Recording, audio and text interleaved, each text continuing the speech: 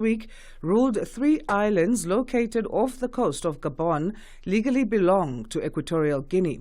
The ruling settles a decades-long dispute between the West African neighbors, Mbanie, Conga and Cocoteros Islands, which are located in potentially oil and gas-rich waters, have been controlled by Gabon since its troops forcibly evicted Equatorial Guinean soldiers from Mbanie in 1972.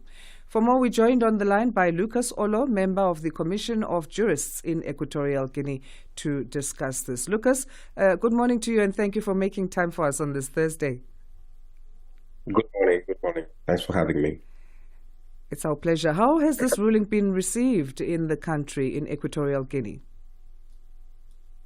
I think the ruling has been received as a victory because it's a long-standing dispute among these two countries. But on the other side, you have to keep in mind that the ICJ literally says that the treaty that is in force and that should be used to make the delimitation is one that was enforced before the independence of both countries. That just means that right now they have to base the borders on that older treaty rather than a treaty that Gabon was arguing was in force and signed in the 70s. So it's seen as a victory, even if we have to rely on the colonizers' borders. As you say, it's been ongoing since the 1970s, this dispute. Why do you think it took so long and for us to get to this point? Yeah, I think it should be considered that these borders or these islands are really not that big. They're so tiny that no one paid too much attention to it at the beginning.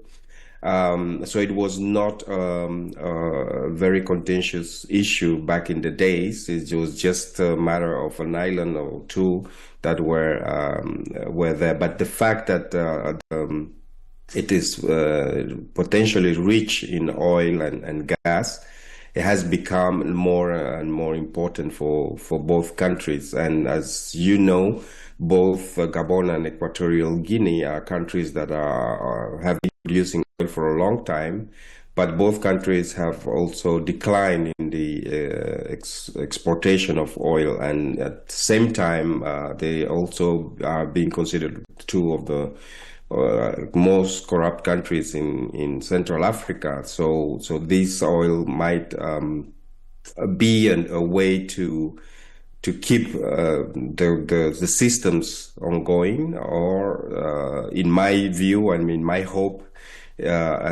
should be a signal to improve governance structures so that this oil can be utilized in a manner that benefits the population of both countries. Is the ruling final and binding, this ICJ ruling? Yes, the ruling is final and binding in the sense that there is no way to challenge it any longer. But as I mentioned before, this ruling is just indicating the treaty that should be used to delimit the borders. That now both countries have to come to a negotiation where they will delimit exactly where the borders fall. And it would be important for both countries to, as African countries and countries that are really separated by arbitrary borders. To be honest, these are not borders that are natural borders. This was the lines that were drawn by the colonizers. Hence, it would be a good idea for both countries to come to an agreement, both on the delimitation of the borders, but also on how to exploit these resources that might be underneath. We don't know yet what are the resources, though, but it should be a way to call both parties to to use these funds, as I said, to the benefit of both populations.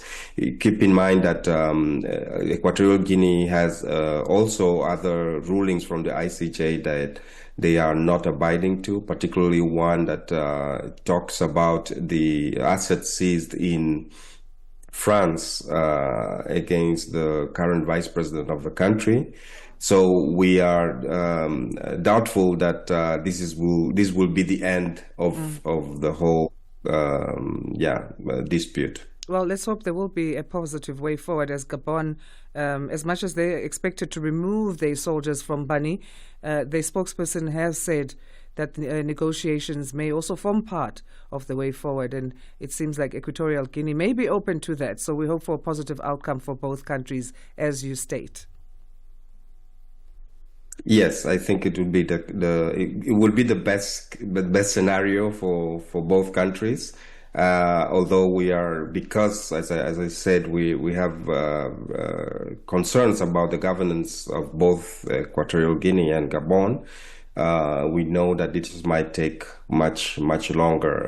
The lack of respect of international rulings in other cases, be it even from South Africa, are also a concern. Therefore, we really hope it's a point where at least Equatorial Guinea decides to move to respect international rulings as this one is favoring the country.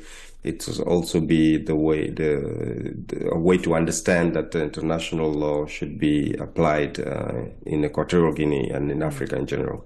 Thank you so much again, Lucas, for your time. Thank you very much.